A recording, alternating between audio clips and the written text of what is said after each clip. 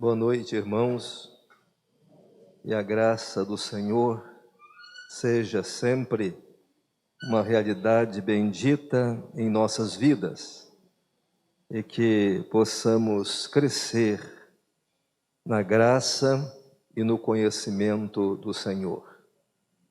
Dou graças a Deus pela oportunidade de estar aqui, privilégio. Foi um período agradável em minha vida aqui nesta cidade, no exercício do ministério santo, no cumprimento da vocação celestial, porque a vocação é dádiva de Deus e cumpri-la em meio ao povo de Deus é sempre algo que enobrece, que traz alegria ao coração. Quero agradecer ao pastor Neemias, diretor do seminário, pelo convite para falar aos irmãos nesta noite. Agradecer ao pastor Hudson pelas palavras e pela amizade de tantos anos. Dou graças a Deus pela amizade com o irmão. Também quero apreciar a participação, a atuação dos obreiros aqui no seminário. Obreiros que têm ensinado, participado da vida do seminário. Louvo a Deus pela vida dos irmãos. Cumprimento os demais que integram aqui à frente, a plataforma, na esperança de que todos sejam exitosos em seus ofícios, especialmente no ofício sagrado, que é o ofício do ministério. Abraçar os demais pastores que estão aqui, queridos colegas, augurando sobre vocês as bênçãos de Deus. Também estou muito contente, pastor Neemias, em olhar ali e ver o irmão Luiz e a irmã Dinalva, sua esposa. Eu os batizei, pastor Eliudes, quando pastor aqui na primeira igreja. Foi uma amizade especial e vê-los aqui traz contentamento ao meu coração. Pastor Antônio Júnior, que é um jovem pastor que tenho muita estima, uma alegria vê-lo, assim como os demais colegas, todos vocês, um prazer imenso. E quando venho a Cabo Frio, tenho boas lembranças de um convívio pastoral que foi muito importante na minha vida. Amizades, lembranças, tantas coisas boas, dou graças a Deus por isso.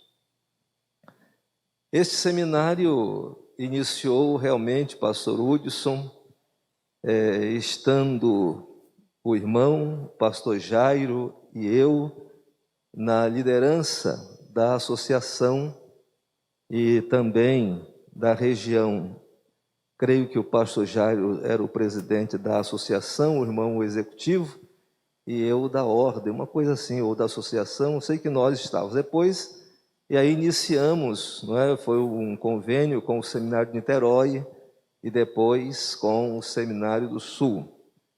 E foram desafios imensos, porque naquele tempo eu somente, creio que eu era o único que lecionava teologia no seminário fluminense. E quando eu assumi o pastorado aqui, ainda continuei por quase 2 anos indo a campus, mas ficou muito difícil, não é?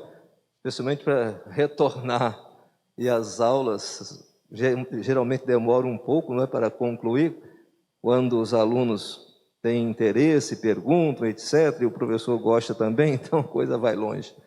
E para chegar aqui, sempre às madrugadas, algumas vezes eu cochilava pelo caminho.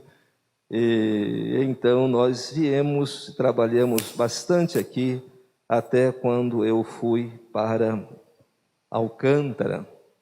E lá também tenho lecionado. De sorte que retornar aqui é um privilégio muito grande para mim, um prazer imenso. Retornar aqui traz, não é, uma alegria ao coração, porque essas coisas são caras. Alunos, tantos colegas que estudaram conosco e hoje pastoreiam, isso traz uma alegria muito grande. Aos novos alunos, parabéns, que seja este um tempo de crescimento, de aprimoramento. Desejo que sejam bem-sucedidos. Quero falar sobre a realidade da vocação, porque entendo que é através da vocação que Deus cuida do seu povo. É através da vocação que o divino manifesta-se no tempo, na atuação primorosa e indispensável do humano. É através da vocação pela qualificação divina que nós transmitimos o querer do Senhor. E o querer do Senhor sempre vai funcionar como carinho, disciplina, aconselhamento, condução, é o melhor para o seu povo. A vocação é dádiva dos céus. E feliz é aquele que coloca-se à disposição de Deus para o cumprimento de tão honrosa missão. Quero convidá-los à leitura da palavra de Deus na primeira epístola de Paulo a Timóteo, primeira epístola de Paulo a Timóteo, no capítulo 1, alguns versículos lerei. Primeira epístola de Paulo a Timóteo, capítulo 1. Diz-nos assim a palavra de Deus: Paulo, apóstolo de Cristo Jesus, por ordem de Deus, nosso Salvador, e de Cristo Jesus, nossa esperança, a Timóteo, verdadeiro filho na fé, que a graça, a misericórdia e a paz, da parte de Deus Pai e de Cristo Jesus, nosso Senhor, estejam com vocês. Quando eu estava de viagem, rumo à Macedônia, pedi a você que ainda permanecesse em Éfeso para admoestar certas pessoas, a fim de que não ensinem outra doutrina, nem se ocupem com fábulas e genealogias sem fim. Essas coisas mais promovem discussões do que o serviço de Deus na fé. O objetivo desta admoestação é o amor, que procede de um coração puro, de uma boa consciência e de uma fé sem hipocrisia. Algumas pessoas se desviaram destas coisas e se perderam em discussões inúteis, pretendendo passar por mestres da lei, não compreendendo, porém, nem o que dizem, nem os assuntos sobre os quais falam com tanta ousadia.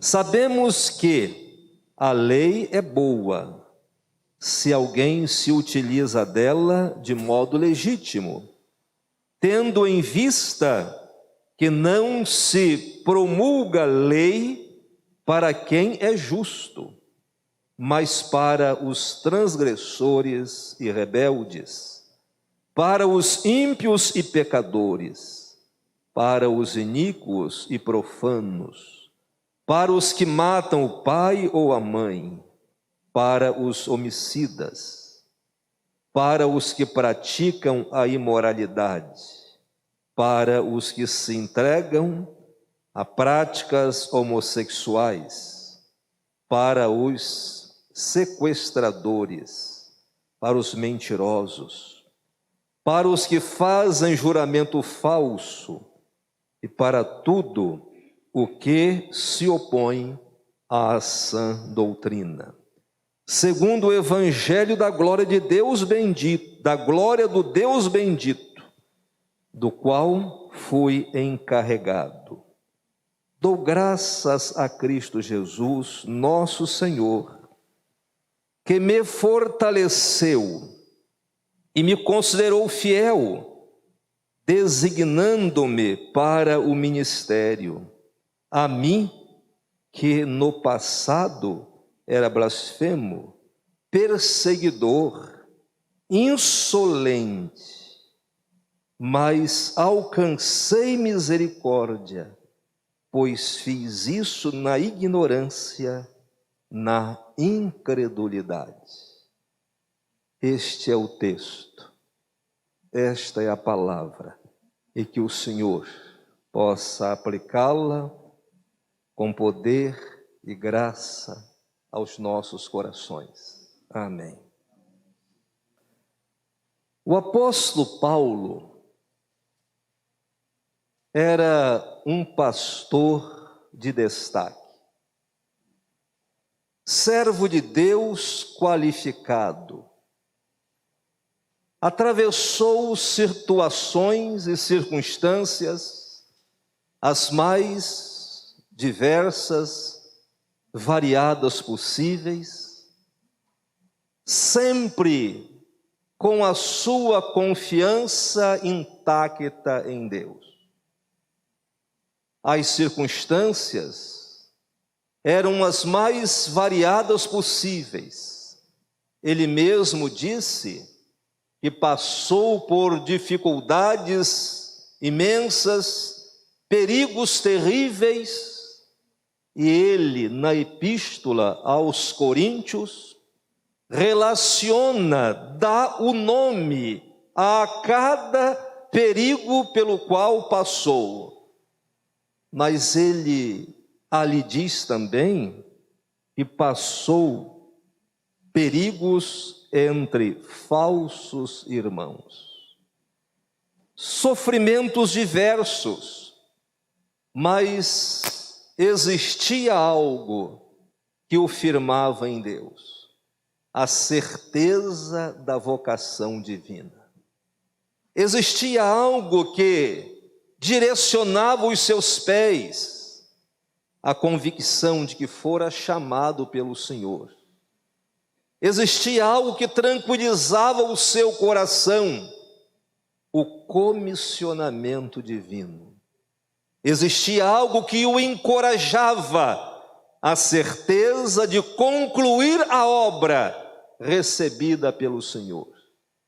De sorte que o vocacionado, ele jamais ficará detido diante das adversidades da vida, porque o vocacionado conhece perfeitamente aquele que o chamou, que o alistou para a batalha, aquele que lhe entregou uma missão. De sorte que, chorando ou sorrindo, caminhando bem ou com dificuldades, o vocacionado sempre dirá: eu sei em quem tenho crido, e eu estou certo de que Ele é poderoso para guardar o meu depósito, o meu troféu, a minha vida, seja como queiramos, até o dia final. A vocação, ela traz consciência ao servo, consciência de uma missão que precisa ser cumprida com dedicação. E esta missão é mais importante do que a sua própria vida. Porque se a vida não for utilizada para o cumprimento da missão, de nada terá valor a vida. Mas quando a vida é empregada para o cumprimento da missão, o vocacionado pode afirmar como Paulo: mas em nada tenho a minha vida por preciosa, em nada, conquanto que cumpra com alegria a minha carreira e o ministério que recebi do Senhor, para dar testemunho do Evangelho da graça de Deus. Esta epístola, lida, ou pelo menos lida no seu primeiro capítulo, alguns versículos deste capítulo, esta epístola é objetiva. Como a maioria das cartas gregas do século I, temos aqui indicados o remetente e o destinatário, respectivamente Paulo, apóstolo de Jesus Cristo, e Timóteo, seu verdadeiro filho na fé. O vocacionado tem elos de amizade. O vocacionado, ele tem assistência do Senhor e de pessoas. E a assistência, a amizade, o contato, permite ao vocacionado uma espécie de alento em sua caminhada. Mas algo interessante é que Timóteo desejava ir com Paulo, mas este dissera àquele que era preciso permanecer, e ele assim o fez. Uma carta carinhosa, entre amigos, é o que podemos vislumbrar aqui, mas que não deixa de usar a formalidade com um tom digno, nobre e cordial, para tratar das coisas de Deus. Aqui Paulo se identifica como mensageiro, aquele que tem a incumbência de transmitir uma informação importante. Qual a informação importante? O vocacionado tem uma informação importante para transmitir a mensagem restauradora do Evangelho da graça de nosso Senhor e Salvador Jesus Cristo. Ser apóstolo, pastor, chamado, mensageiro de Deus e Jesus, vai além de ser oficial da igreja, vai além de status, vai além de ocupar posição de liderança. Significa ser servo, escravo do mestre. Significa obedecer ordens. Significa ter função subordinada, inferior, cumprir um mandamento, desempenhar uma incumbência, corresponder com a nomeação divina e representar condignamente àquele que é regente absoluto da eternidade do tempo, Jesus, o nosso Senhor. O comissionamento pastoral, ministerial, só logrará êxito se acontecer como expressão da vontade do Pai, resultado do seu chamado. Só progredirá na grande seara quem foi chamado. Quem não, quem na verdade se oferece para tal função, pode até começar, mas dificilmente concluirá. Porque quem entra para esta seara sem o chamado divino é impostor e não pastor. Por isso que a chamada, a realidade da chamada define as coisas. A realidade da chamada tranquiliza as coisas, dá sentido às coisas. O vocacionado, o chamado de Deus, ele vê sentido nas coisas. Se ele sorrir, ele vê sentido nas coisas. Se ele chora, ele vê sentido nas coisas. Se as coisas caminham bem, ele vê sentido nas coisas. Mas se as coisas também estão complexas, ele vê sentido nas coisas. Porque ele caminha por ordem divina. Porque ele está em uma posição que lhe foi outorgada. Porque ele desenvolve uma caminhada, e nesta caminhada o Senhor o colocou. E ele desenvolve o seu dia a dia, o seu cotidiano, instruído por aquele que sobre sua vida é Senhor e que a designou para aquela incumbência. Por isso a afirmação que o comissionamento pastoral ministerial só logrará êxito se acontecer como expressão da vontade do Pai, resultado do seu chamado. Todos nós sabemos que os operadores do Evangelho, ou os ministros da palavra, existem por nomeação divina.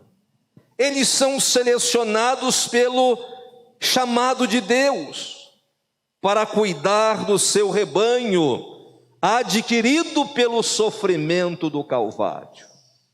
O rebanho do Senhor é um rebanho alegre, que caminha para o céu. Mas este rebanho alegre do Senhor passa por altos e baixos, vicissitudes. Este rebanho alegre do Senhor transita em meio aos lobos ferozes. Este rebanho alegre do Senhor, ele caminha em meio a tudo, e entre todos ele vai sempre caminhando, porque este rebanho foi adquirido pelo sofrimento do Calvário, e é pela vocação que as coisas acontecem. É pela vocação que nós estamos aqui, alguns vindo de longe, alguns passaram situações dificílimas. Recordo-me o tempo que cheguei no seminário. Como foi difícil. Sem família para apoiar, sozinho. Como foi difícil. Muitas vezes, pastor Neemias, eu dormia assim, segurando a barriga para não sentir fome. Muitas vezes. Eram vários assim, mas o Senhor sempre foi maravilhoso. Sempre foi. Lembro-me de uma vez, no meio dessas dificuldades todas, a professora Nelly Soares Ferreira mandou-me chamar no seu gabinete, ela era deã do seminário, e disse: olha, tem umas coisas aqui que a União Feminina da Associação da Planície enviou para alunos que estavam precisando. Me lembrei de você. E me entregou, realmente tudo que eu precisava estava ali. E ali, irmãos, foi um marco na minha vida. Eu sabia de outros colegas que também passavam pelas mesmas dificuldades, e então, quando peguei aquilo, levei para o local onde eu ficava, contente, feliz da vida, mas cheguei a uma conclusão. Tem outros que estão precisando da mesma forma que eu. Tirei uma parte e distribuí com os outros. Foi a última vez que eu precisei de auxílio daquela forma. Deus sempre abençoa quando nós compartilhamos com os nossos aquilo que é dádiva dele. Vocação é isso, é compartilhar com os outros a dádiva que vem do Senhor.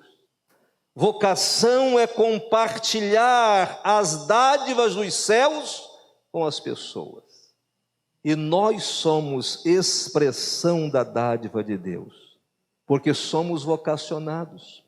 Nós compartilhamos o nosso vigor, nosso talento, compartilhamos tudo, compartilhamos o nosso ser, a nossa vida com as pessoas, porque nós somos dádivas de Deus para elas, para o rebanho do Senhor, para o povo do Senhor. Vocação.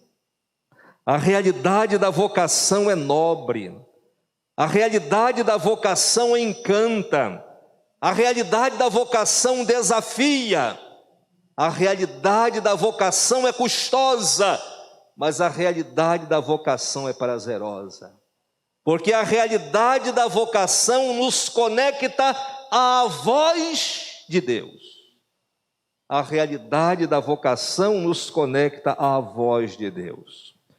Quando olho aqui, vejo os versículos 1 e 2 do texto lido, percebo o seguinte: Paulo, apóstolo de Jesus Cristo, por ordem de Deus, nosso Salvador, e de Cristo Jesus, nossa esperança, a Timóteo, verdadeiro filho na fé, que a graça, a misericórdia e a paz, da parte de Deus Pai e de Cristo Jesus, nosso Senhor, estejam com você. Isto me faz entender que, conectado à voz de Deus, eu transmito o querer divino àqueles que ouvem através da minha voz a voz do Senhor. É conectado à voz divina que o vocacionado faz chegar às pessoas o querer dos céus. É conectado à voz divina que ressoa a grandeza da graça aos ouvidos daqueles que dela tanto carecem. É conectados à voz divina que o pastor fala menos e Deus mais. É conectado à voz divina que o céu tem prevalência sobre a terra. É conectado à voz divina que o sermão do pastor se constitui em um instrumento para fazer chegar a mensagem divina aos corações carentes. É conectado à voz divina que o pastor se torna um instrumento dos céus na dinâmica do tempo. É conectado à voz divina que a voz do pastor jamais será qualquer voz. Por isso que o pastor precisa tomar cuidado com a sua voz. Porque quando conectado à voz de Deus, a sua voz não é qualquer voz. A sua voz é instrumento da graça para ecoar as virtudes dos céus. Seria uma espécie de eflúvios celestiais, ou seja, através a voz do pastor conectada à voz de Deus, a doçura do céu faz diferença na complexidade do ambiente deste mundo e deste tempo. A realidade da vocação, ela é gloriosa e grandiosa porque, através dela, nós ficamos conectados à voz de Deus. Por isso que o vocacionado não fala de si. Por isso que o vocacionado não deve falar de si, não deve transmitir suas preferências, seus gostos pessoais.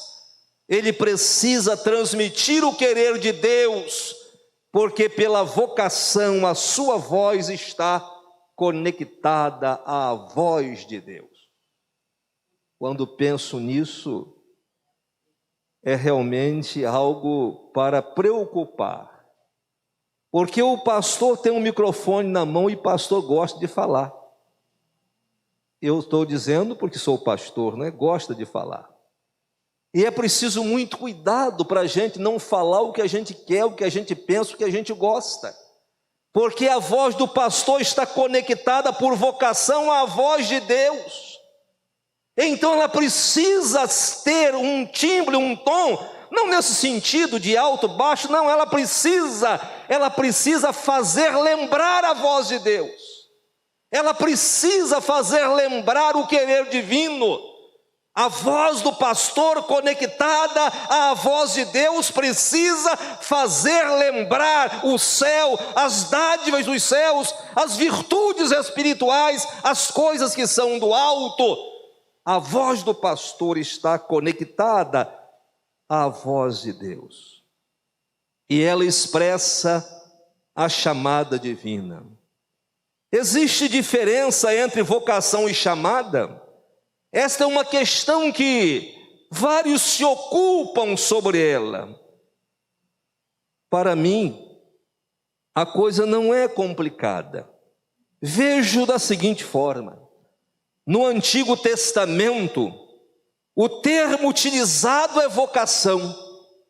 No Novo Testamento, o termo utilizado é chamada. Então a chamada evidencia-se em 3 situações: através da convicção pessoal, interior e subjetiva, algo que envolve o ser, não é intuição, é algo que está aqui, é algo que você sabe que é real, algo que está aí em você. Você é chamado. Se isso não estiver aqui, você pode usar a voz, não vai falar muito. Mas quando você tem esta plena convicção de que você está no ministério por comissionamento divino, você está na obra por designação de Deus, você está aqui por orientação do Senhor, imposição do Senhor. Ele determina. E se você tem esta convicção pessoal, esta convicção interior, subjetiva, se é uma realidade em seu ser, pode caminhar, você chegará lá. E se as pessoas não acreditarem, elas passarão a acreditar. E se as pessoas não apoiarem, elas passarão a apoiar. E se as pessoas não entenderem, elas passarão a entender, porque ninguém conseguirá resistir por muito tempo àquilo que é de Deus, o que vem da parte do Senhor. A chamada evidencia-se através da convicção pessoal, mas também do testemunho da igreja. E eu dizia, pastor Hudson, lá aos meus alunos na semana passada, é preocupante quando só o vocacionado vê a sua vocação. É preocupante quando só a pessoa enxerga que ela tem vocação. Eu dizia a eles, vocacionado não precisa pedir ordenação. Vocacionado não precisa correr atrás de ordenação, fazer guerra, política, campanha, não precisa, porque a igreja vê o vocacionado. Mas quando alguém corre atrás, é porque só ele está vendo, porque só a pessoa está vendo. Ela precisa comprar briga, porque só ela enxerga. Mas quando realmente a igreja vê. Quem aqui não recebeu membros de igreja falando: olha, vocacionado fulano, o irmão fulano, a pessoa lá. A igreja enxerga o vocacionado. Sabe por quê? Porque o vocacionado é útil ao reino. Porque o vocacionado mostra as ações no reino. Porque o vocacionado, ele é ágil. O vocacionado, ele se entrega. O vocacionado faz.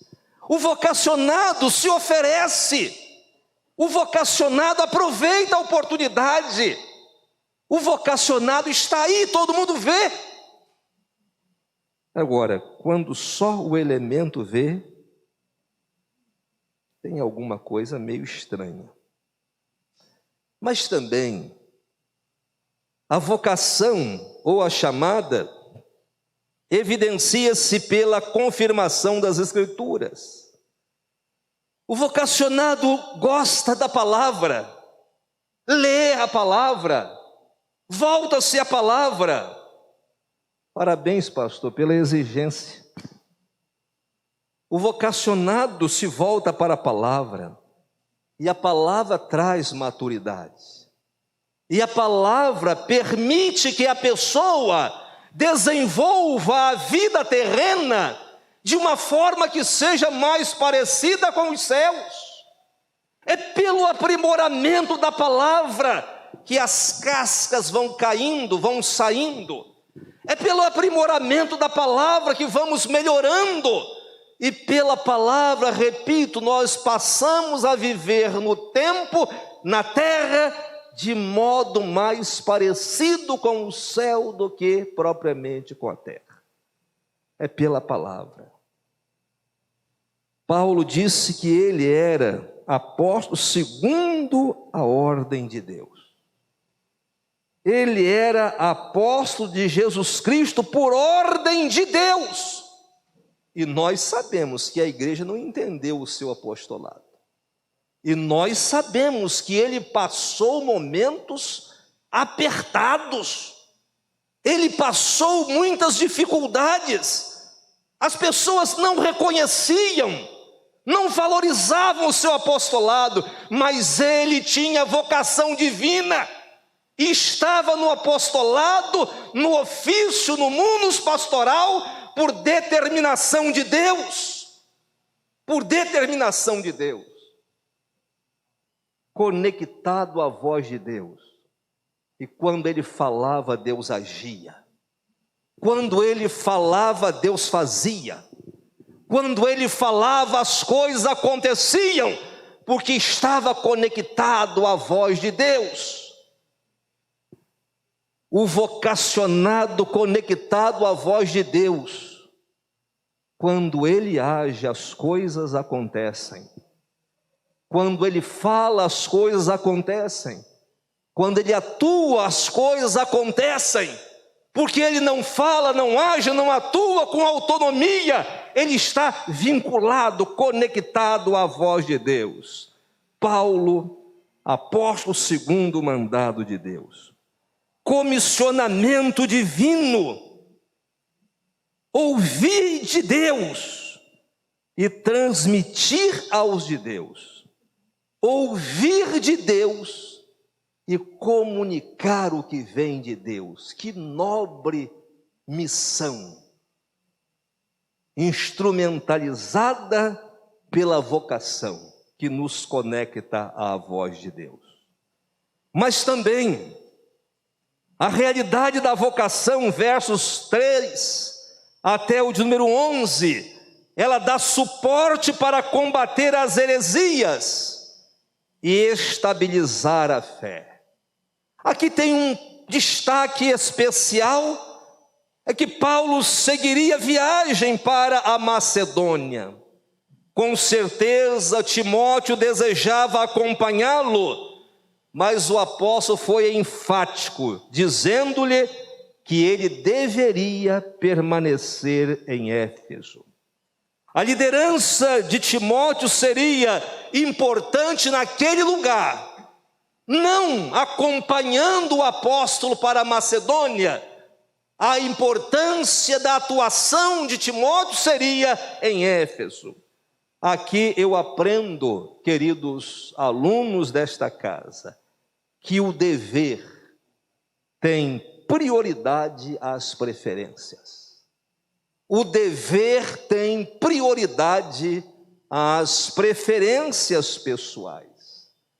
Timóteo desejava caminhar com Paulo. Quem não desejaria? Quem não desejaria ir com Paulo? Esta era a preferência dele, mas o dever era permanecer em Éfeso e atuar ali, cumprindo a sua vocação. Então o dever tem primazia, o dever tem preferência, o dever tem primazia, e ele tem prioridade às preferências. Timóteo deveria confrontar os que ensinavam doutrinas alheias às Escrituras, doutrinas que feriam a essência da revelação. Ele deveria confrontar isso. O vocacionado confronta a heresia, porque confrontar a heresia significa zelar pela verdade eterna, mas é preciso ter respeito aos hereges. Isto aprendemos com Judas. Na sua pequenina epístola, a igreja, por tantos anos afetada pelo gnosticismo, antinomismo, e ali a igreja afetada, Judas desafia o povo a viver a fé. A forma mais eficiente de combater a heresia e sugar a lucidez, e sugar exatamente o vigor dos hereges, é você ensinar o povo a viver a fé. Levantar a bandeira de guerra só ajuda o herege, mas quando o povo é desafiado a viver a fé, as coisas tornam-se bem mais eficientes. Aqui nós percebemos o seguinte: percebemos que Timóteo deveria confrontar os que ensinavam outra doutrina. E nós vivemos num tempo de pluralismo, num tempo de tantas novidades. Nós vivemos num período em que base, raiz, não tem sido cultivada e experimentada por tanta gente. Um período de fragilidade, de tanta fraqueza. Precisamos de vocacionados conectados à voz de Deus, vocacionados que na verdade priorizem o dever,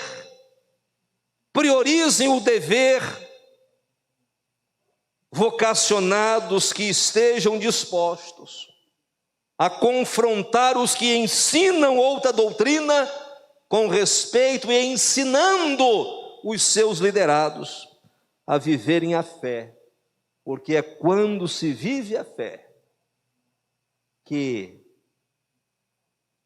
a heresia começa a ceder, começa a ter o seu declínio. E aqui também nós percebemos nesses versículos que a lei é importante, a importância da lei. Quando diz que ela é boa se alguém usa legitimamente. Como faz bem ter a vocação do Senhor e compreender que a realidade da vocação dá suporte para combater as heresias e estabilizar a fé. Aqui está uma necessidade para os dias atuais: estabilizar a fé é o que cada um precisa, porque só há crescimento quando a fé tem estabilidade. Na efervescência não há crescimento, há confusão. Na efervescência não há como progredir, há desencontro. O vocacionado precisa trabalhar a estabilidade da fé. Precisa também viabilizar um ambiente saudável para que a fé tenha sua base sólida, para que possa se desenvolver. É preciso combater as heresias, mas estabilizar a fé.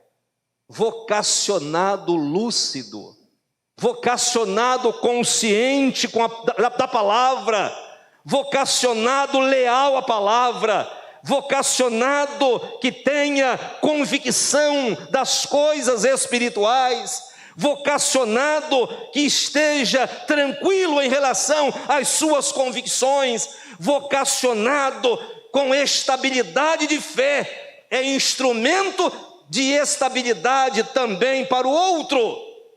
Um vocacionado que não tem firmeza, não trabalhará firmeza. Um vocacionado que não tem estabilidade, não trabalhará estabilidade. Por isso que o vocacionado precisa de estabilidade, para trabalhar a estabilidade no outro. Quando eu era pastor em São Fidélis, gostava muito de conversar com o pastor Israel Alecrim.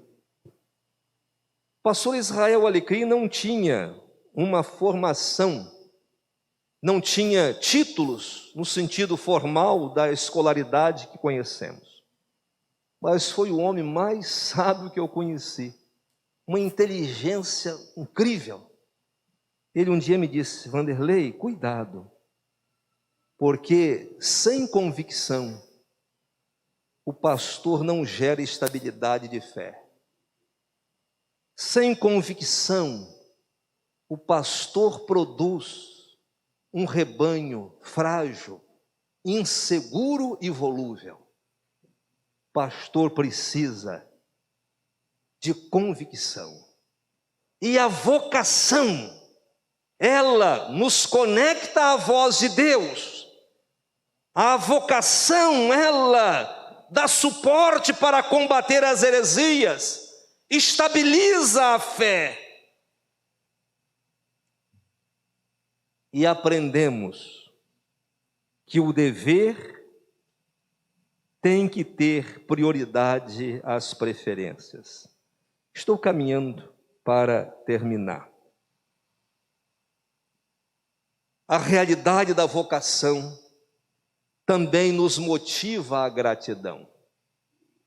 Estou esses anos no ministério e sou grato a Deus, porque não estou no ministério por qualificação própria, porque pode ter qualquer qualificação, se não tiver Deus não vai a lugar nenhum. Pode ter qualquer preparo, se não tiver dependência de Deus, não logrará êxito. É gratidão. Você está aqui para se preparar para o ministério, é motivo de gratidão, porque vocação motiva a gratidão. Gratidão porque você, um ser humano como você foi visto pelo Senhor e comissionado por Ele para obra sobremodo excelente, motivo de gratidão. Alguém como eu, falho, cheio de defeitos, mas pela vocação, o Senhor me chamou. E por 36 anos estou servindo como pastor. Gratidão a Deus. Gratidão. A vocação nos motiva à gratidão.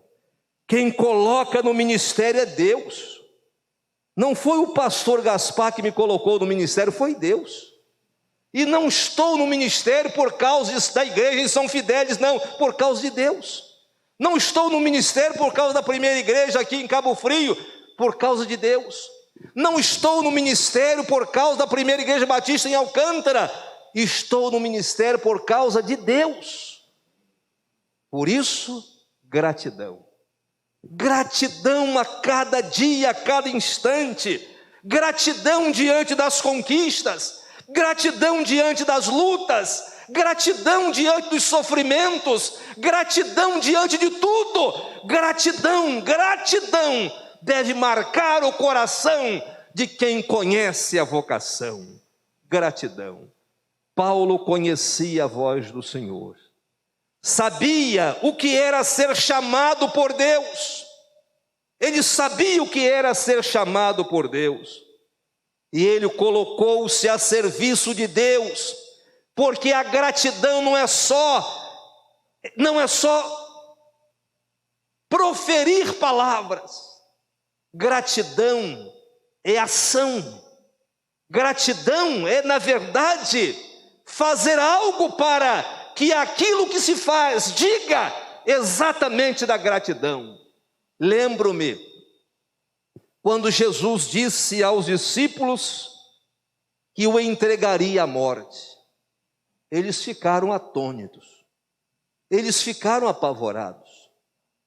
E então todos quiseram poupar o mestre e ajudá-lo. E Pedro foi o mais incisivo ao dizer que daria a sua vida pela vida de Jesus, que guerrearia para defender Jesus, que utilizaria as suas forças para proteger Jesus, que pegaria na espada para defender o mestre, daria a vida por Jesus. E o que fez? E o que fez? Sabemos o que ele fez, mas quando Jesus passa e olha para ele, o seu coração estremeceu. E depois Jesus disse a ele: você me ama, Pedro? Ele disse: eu amo o Senhor. Jesus disse: você me ama, Pedro? Eu amo o Senhor. Jesus pergunta pela terceira vez, e imagino que ele tenha ficado encabulado. E ele diz: Senhor, o Senhor sabe de tudo. O Senhor sabe que eu te amo. E em todas as intervenções de Jesus, Jesus dizia: apacenta as minhas ovelhas. O que Jesus estava dizendo a Pedro era o seguinte: lá você disse que me amava e que daria tudo por mim, e não deu nada. Agora, não fale. Faça alguma coisa por mim. Faça alguma coisa. Faça alguma coisa. Não fale, mas faça. Faça alguma coisa por mim, fazendo as minhas ovelhas. Vocação é isso.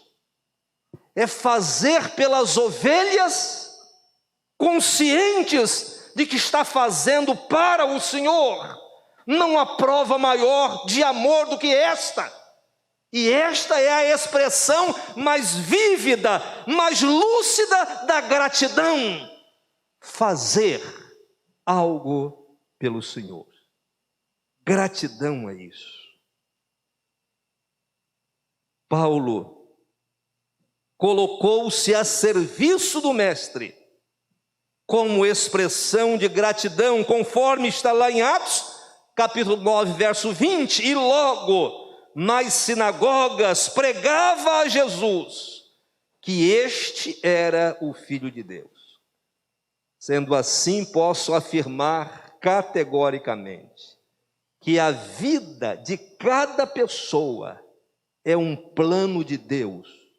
A vida de cada vocacionado é um plano de Deus para abençoar. E o vocacionado precisa ser grato a Deus. Você está pastoreando uma grande igreja? Seja grato a Deus. Está lá é por Deus. Você está pastoreando uma pequena igreja? Seja grato a Deus. E não queira a igreja do outro. Seja grato a Deus, porque pastorear a igreja de Deus é privilégio que nenhum de nós merece. Pastorear a igreja de Deus é privilégio. É honra. e motivo de gratidão, porque igreja de Deus é igreja de Deus e merece toda a consideração.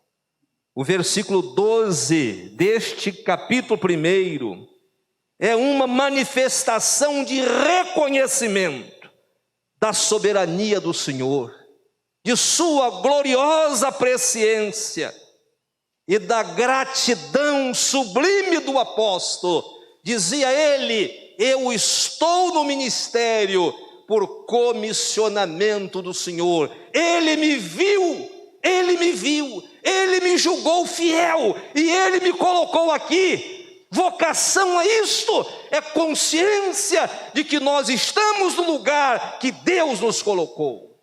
Isto é vocação. Que alegria ter sido chamado pelo Senhor.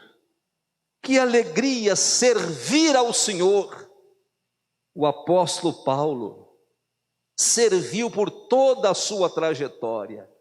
E lá na segunda carta, quando já entre nós diríamos, já jubilado, depois de 30 anos de ofício apostólico, ele ainda deseja amigos, deseja estudar, e ele diz: estou tranquilo, porque o Senhor sempre esteve comigo.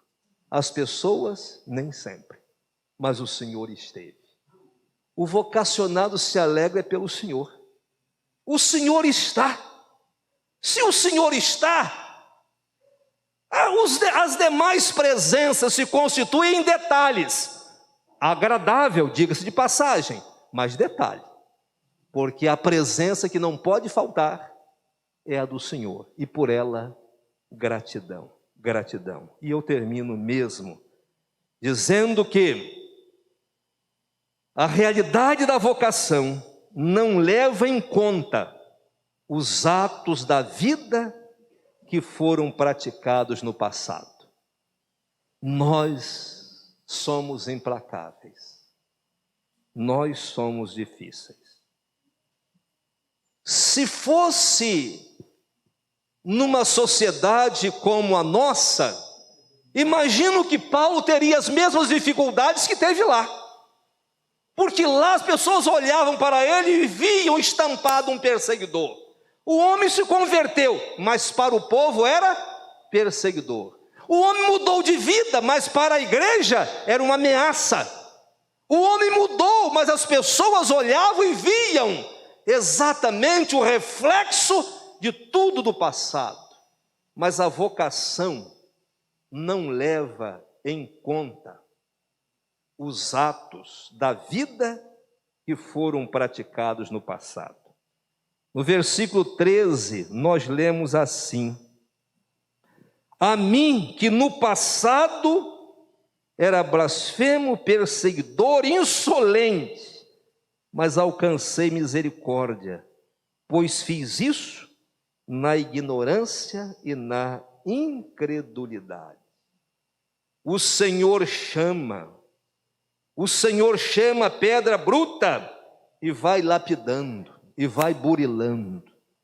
O Senhor chama aqueles que são assim incisivos, e com o passar do tempo eles vão ficando mais preparados, mas o Senhor vai lapidando devagar. Às vezes a gente tem aqueles instintos, aquelas ações, mas com o passar do tempo, o Senhor vai moldando e a gente vai melhorando. Paulo era um homem áspero, tornou-se uma joia, lapidado pelo Senhor.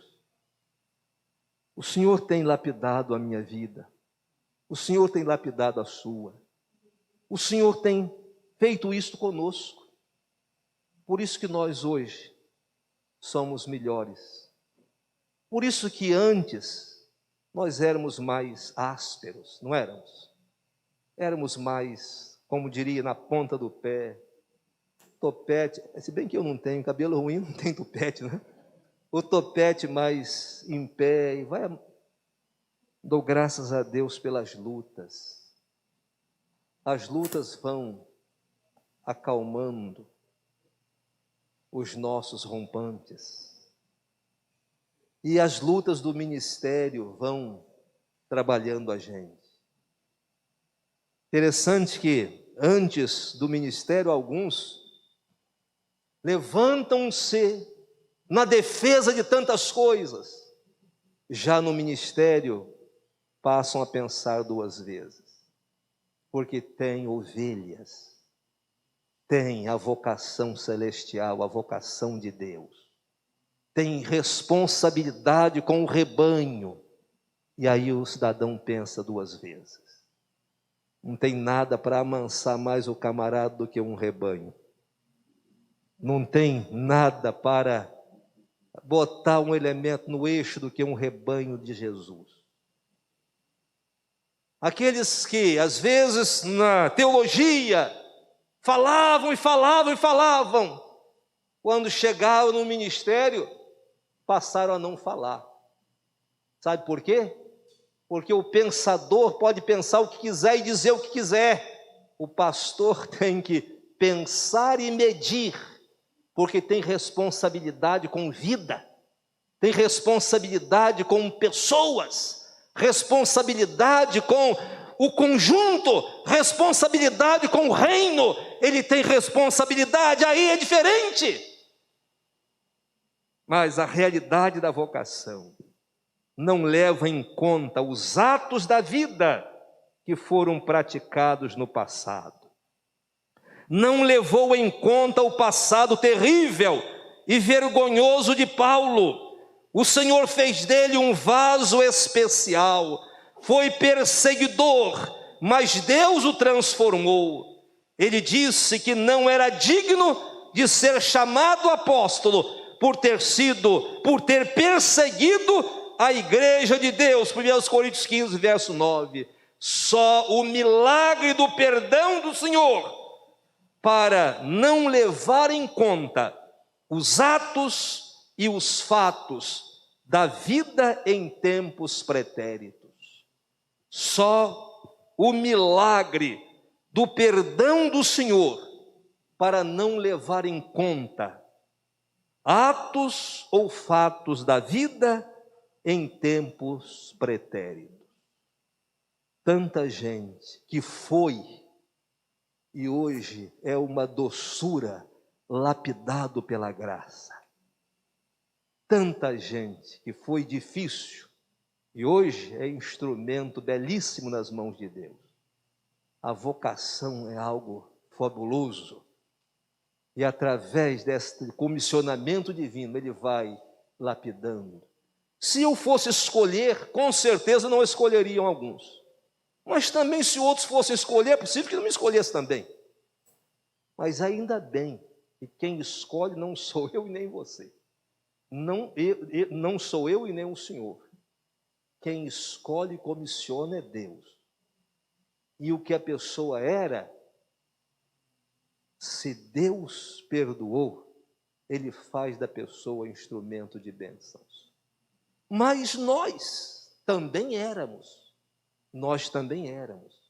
Porque a Bíblia diz que éramos todos somos pecadores.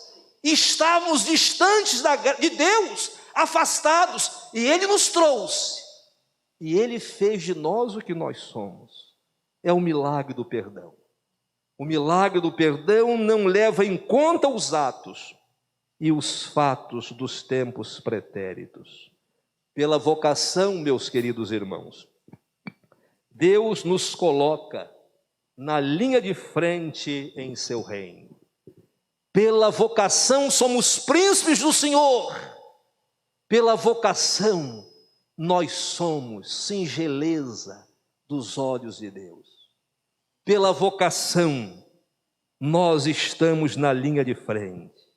Devemos honrar, devemos fazer o nosso melhor, reconhecer que tudo é por Ele. Devemos ser gratos por esta posição.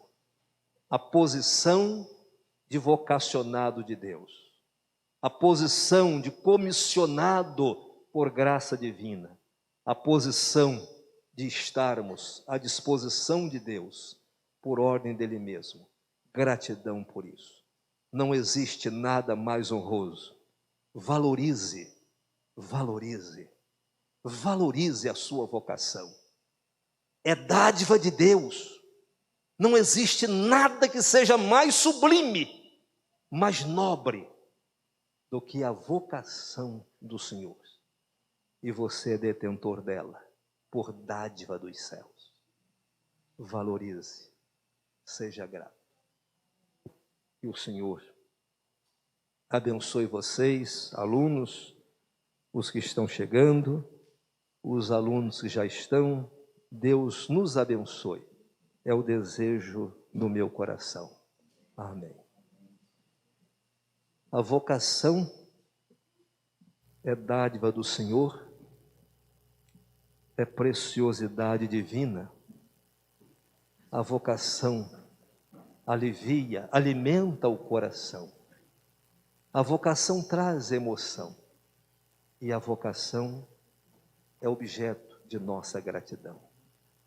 Pela vocação servimos, pela vocação amamos, pela vocação nos doamos, entendendo que a vocação é dádiva do Senhor para ser exercida com amor.